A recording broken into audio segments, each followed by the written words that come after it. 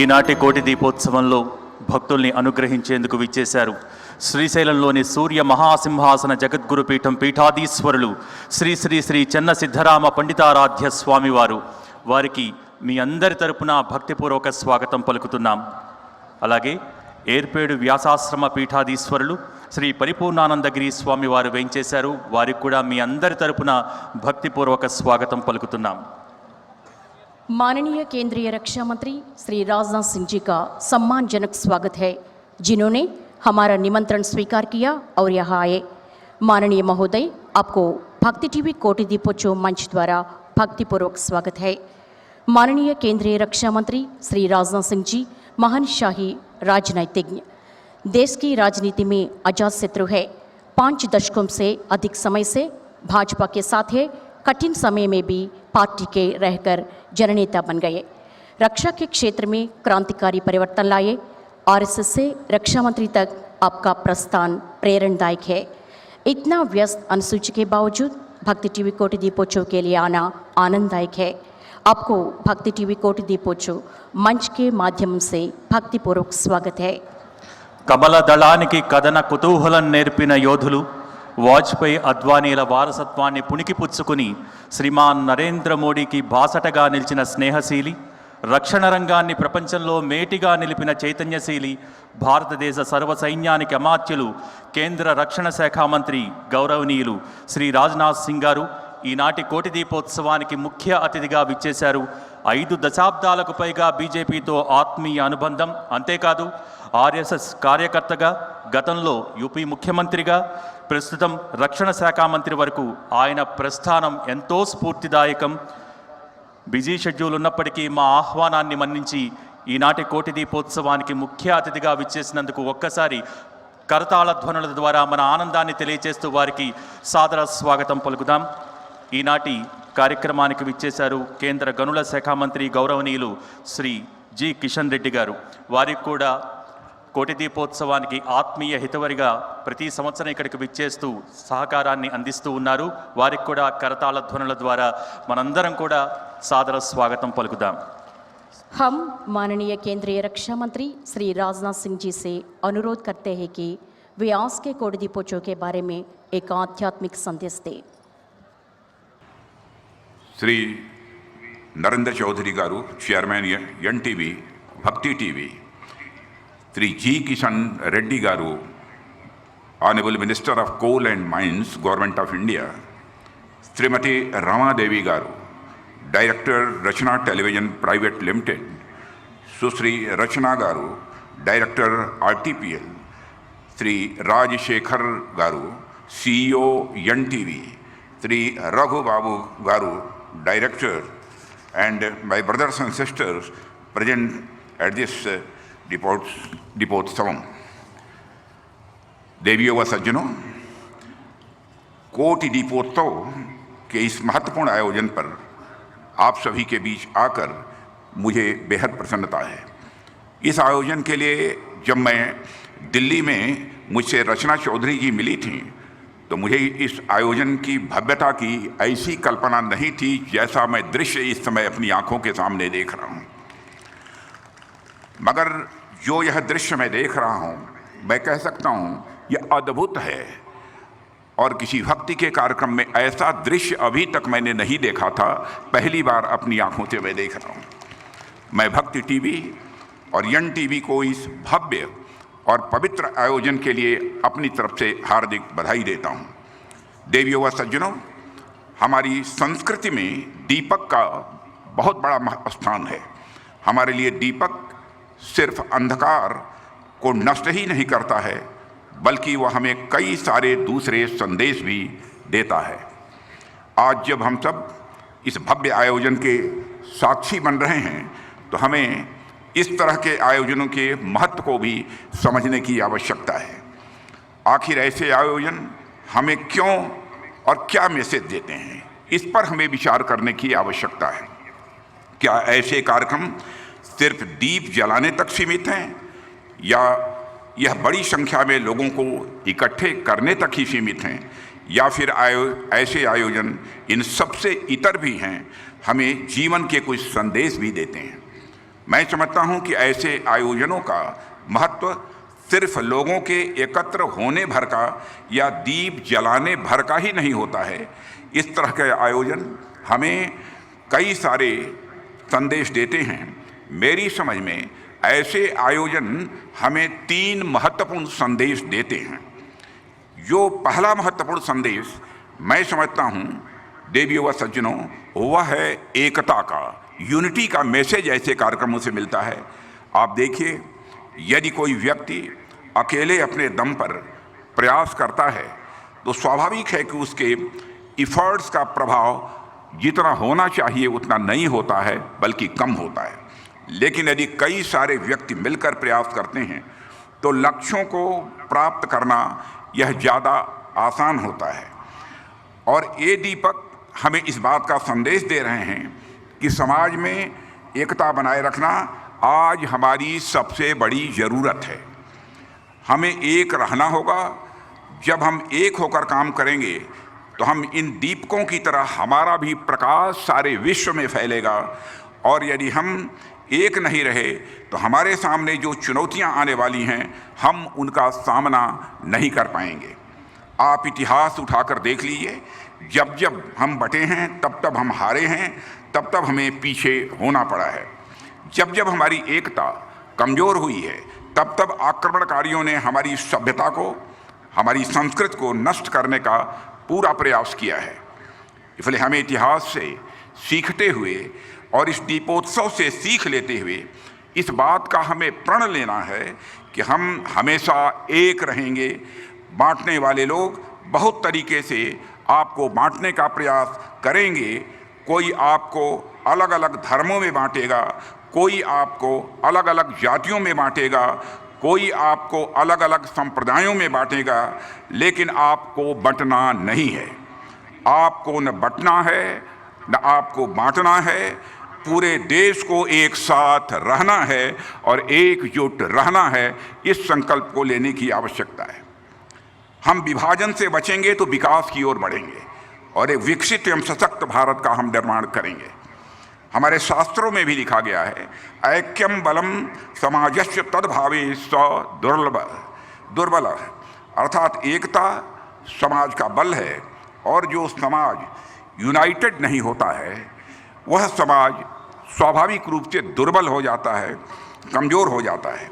इसलिए हमें यह संकल्प लेना है कि हमें इन दीपकों की तरह मिलकर जगमगाना है और पूरे देश में प्रकाश फैलाना है।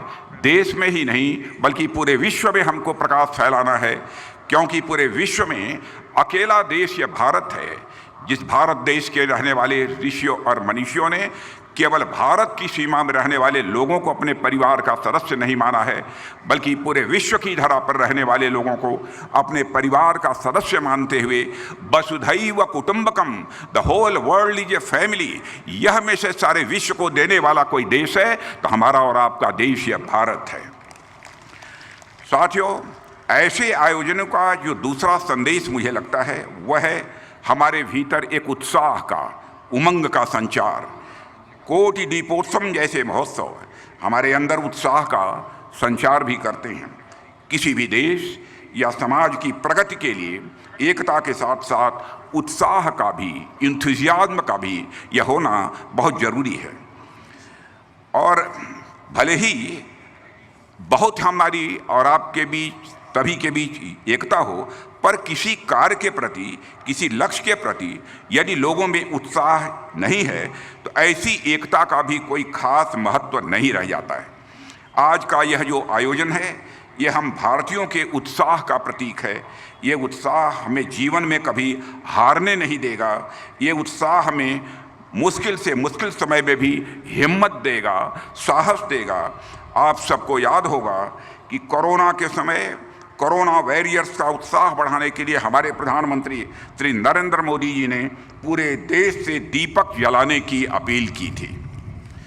पूरे देश ने एकता के साथ साथ उत्साह का भी संचार दिया। हर घर में दिए जलाए गए।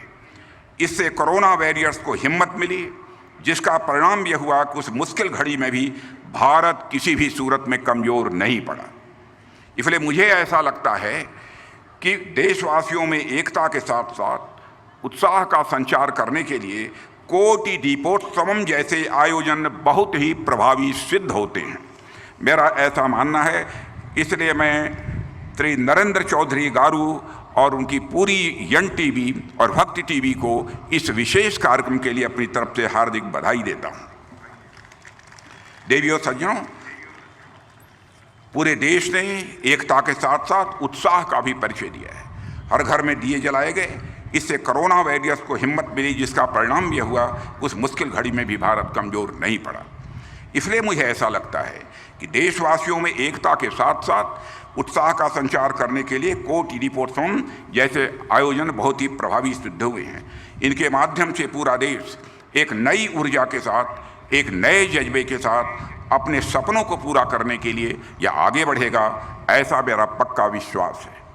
साथियों, ऐसे आयोजनों का जो तीसरा महत्व मैं समझता हूँ वह है विजडम, यानी विवेकशीलता का। इस प्रकार के महोत्सव हमें विवेक को प्रदान करते हैं। विवेक इस संदर्भ में कि वैसे तो हम सब अपने अपने जीवन में सभी व्यस्त रहते हैं, लेकिन जब हम ऐसे आयोजनों में जाते हैं और उसमें भाग लेते हैं तो हमें एक चीज़ का यह अनुभव होता है, और वह यह कि हमारी निजी जिंदगी के अलावा भी एक ज़िंदगी है जिसमें हमें देश के लिए तथा अपनी संस्कृति के लिए कुछ करना होता है। ऐसे आयोजन हमें सामूहिकता का महत्व बताते हैं। ऐसे आयोजन हमें इस बात का विवेक देते हैं और प्रेरणा देते हैं कि हमें अपने और अपने परिवार के साथ साथ अपने देश और अपने समाज के लिए हमें कुछ करना है। नेशन फर्स्ट का यह भाव ऐसे आयोजनों से मजबूत होता है, ऐसा मेरा मानना है। देवियों व सज्जनों, कई बार आपने देखा होगा किसी समाज में एकता बहुत रहती है, उसमें उत्साह भी बहुत रहता है, लेकिन विजडम की कमी के कारण वह समाज उस दिशा में नहीं जा पाता है जिस दिशा में उसे जाना चाहिए। विजडम के अभाव में एकता और उत्साह होने के बावजूद अनेक लोग, अनेक समाज और साम्राज्य अपनी इस परिणत तक नहीं पहुंच पाए जहां वह पहुंच सकते थे। इसलिए साथियों, यदि हमें विकसित राष्ट्र बनना है, यदि हमें वापस से विश्व गुरु का गौरव प्राप्त करना है, तो हमें विवेक यानी विजडम से भी काम लेना होगा।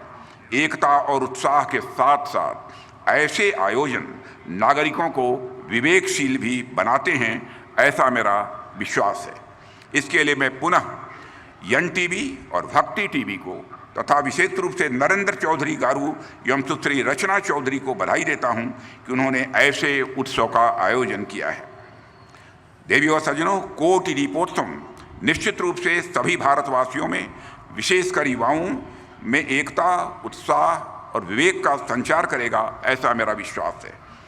देवियों और सज्जनों, आप सब ने इस बात की ओर ध्यान दिया होगा कि हमारे प्रधानमंत्री जी के नेतृत्व में जब से हमारी सरकार आई है तब से हमने कल्चरल डेवलपमेंट और कल्चरल रिवाइवल यानी सांस्कृतिक विकास और सांस्कृतिक पुनरुत्थान की ओर विशेष ध्यान दिया है। आर्थिक विकास, राजनैतिक विकास व सामाजिक विकास तो किसी भी राष्ट्र के लिए जरूरी होते ही हैं, लेकिन इसके साथ साथ कल्चरल डेवलपमेंट भी यह बहुत ही आवश्यक होता है। यदि किसी राष्ट्र की कल्चर नष्ट हो गई तो वह राष्ट्र अपने आप नष्ट हो जाता है। इसलिए हम सबका यह दायित्व है कि हम अपनी संस्कृति, हम अपने कल्चर को हम सुरक्षित रखें, संरक्षित रखें और उसे आने वाली पीढ़ियों तक और अधिक समृद्ध यानी प्रॉस्परस, रिच बनाकर उसे हम हस्तांतरित करें। देवियों व सज्जनों, वैसे प्रधानमंत्री मोदी जी के नेतृत्व में हमारी सरकार सांस्कृतिक विकास के लिए प्राणपण से कमिटेड है। विकास का कोई भी कार्य सरकार केवल अपने दम पर नहीं कर सकती है, इसके लिए नागरिकों की उचित भागीदारी की जरूरत होती है। और यदि बात सांस्कृतिक विकास, कल्चरल डेवलपमेंट की हो, तब तो यह जरूरत और भी अधिक बढ़ जाती है। और मुझे यह देखकर बेहद खुशी हो रही है कि आप सब इस देश के कल्चरल डेवलपमेंट में अपना एक बहुत महत्वपूर्ण योगदान सुनिश्चित कर रहे हैं। देवियों और सज्जनों, एक रक्षा मंत्री होने के नाते मेरे ऊपर यह दायित्व है कि हमारे नेतृत्व में राष्ट्र की सीमाएं या सुरक्षित रहें, लेकिन मेरी दृष्टि में सीमाओं को सुरक्षित रखना जितना महत्वपूर्ण है उतना ही महत्वपूर्ण संस्कृति यानी अपनी भारत की कल्चर को भी सुरक्षित रखना यह महत्वपूर्ण है। और मेरी दृष्टि में यह कल्चरल सिक्योरिटी भी उतनी ही महत्वपूर्ण है। देवियों व सज्जनों, भारत सिर्फ पॉलिटिकल एंटिटी भर नहीं है, बल्कि उसकी अपनी हजारों साल की एक कल्चरल आइडेंटिटी भी है, जिसकी वजह से पूरे विश्व में हमें जाना, माना और पहचाना गया है। कोई भी देश सिर्फ जमीन के टुकड़े और वहाँ के लोगों से नहीं बनता है, बल्कि वह राष्ट्र अपनी संस्कृति से निर्मित होता है। यदि किसी देश के लोगों में उनकी संस्कृति के प्रति ही नफरत भर दी जाए तो वह देश किसी न किसी समय तो टूट ही जाएगा, ऐसा मेरा मानना है। भारत को तोड़ने वाले लोगों ने और हमें बांटने वाले लोगों ने हमारे ही सामने हमारी कल्चर को, हमारी संस्कृति को इन्फीरियर बताने की कोशिश की है, लेकिन अब वह दौर चला गया। देशवासियों की जागरूकता के कारण अब हमारा कल्चरल रिवाइवल यह हो रहा है। अभी 15 नवंबर को वाराणसी में दैव दीपावली का महोत्सव बड़े धूमधाम से मनाया गया है। देश विदेश से अनेक लोग उस महोत्सव में शामिल हुए। यह भारत की बढ़ती सांस्कृतिक प्रतिष्ठा और गौरव का यह प्रतीक है। इसके अलावा भी आप देखिए तो आने वाले 22 जनवरी को पूरा भारत अपनी दूसरी दीपावली मनाने को तैयार है। लगभग 500 वर्षों की प्रतीक्षा के बाद मर्यादा पुरुषोत्तम भगवान राम ने इसी वर्ष 22 जनवरी को अयोध्या में अपने भव्य मंदिर में प्रवेश किया। हमारे लिए वह दिन भी किसी दीपावली से कम नहीं है। हमारे यहाँ दीप जलाने की संस्कृति सिर्फ दीपावली तक ही सीमित नहीं है, चाहे वह वाराणसी की देव दीपावली हो या फिर हैदराबाद का कोटि दीपोत्सव। उत्तर से लेकर दक्षिण तक हमारे लिए हर उत्सव और यह महोत्सव यह हमारा एकता का प्रतीक है। देवियों व सज्जनों, आज हम सब अपनी संस्कृति पर गौरव की अनुभूति करते हैं। बच्चे से लेकर बूढ़े तक हर व्यक्ति आज अपने आप को इस देश की संस्कृति से जुड़ा हुआ महसूस कर रहा है, और इसका सबसे बड़ा उदाहरण मेरे समक्ष उपस्थित यह जो विशाल जनसमूह है जो हम सभी देख रहे हैं। इस विराट जनसमूह में मैं युवाओं की भी अच्छी खासी संख्या देख पा रहा हूँ। इन युवाओं को देखकर मेरे मन में यह विश्वास और भी अधिक मजबूत हो गया है कि हमारे राष्ट्र का भविष्य यह सुरक्षित हाथों में है। देवियों और सज्जनों, मैं जब आया तो मुझे बताया गया कि भक्ति टीवी और एनटीवी पिछले 13 वर्षों से अनेक स्टेक होल्डर्स के साथ मिलकर इस भव्य महोत्सव का आयोजन कर रही है। आपका तो उद्देश्य ही यह है कि भारत के हर घर को मंदिर बना दिया जाए। तो देवियों व सज्जनों, हम भारत के हर घर को मंदिर बनाने की बात करते हैं तो इससे हमारा आशय यही होना चाहिए कि भारत का हर घर चरित्रवान बने, भारत का हर घर ज्ञानवान बने, भारत का हर घर धनवान बने, भारत का हर घर उत्साह और ऊर्जा से भरा रहे, भारत के हर घर में ईश्वर की कृपा बरसती रहे। देवियों व सज्जनों, मैं हृदय से आप सभी का आभार व्यक्त करता हूँ। मैं ईश्वर से यह प्रार्थना करता हूँ कि इस कोटि दीपोत्सव के माध्यम से पूरे भारत में एकता, उत्साह और विवेक की ज्योति जले। इस दीपोत्सव के माध्यम से पूरा भारत प्रकाशित हो, इस कामना के साथ मैं अपना निवेदन समाप्त करता हूँ। आप सबको बहुत बहुत धन्यवाद, बहुत बहुत धन्यवाद।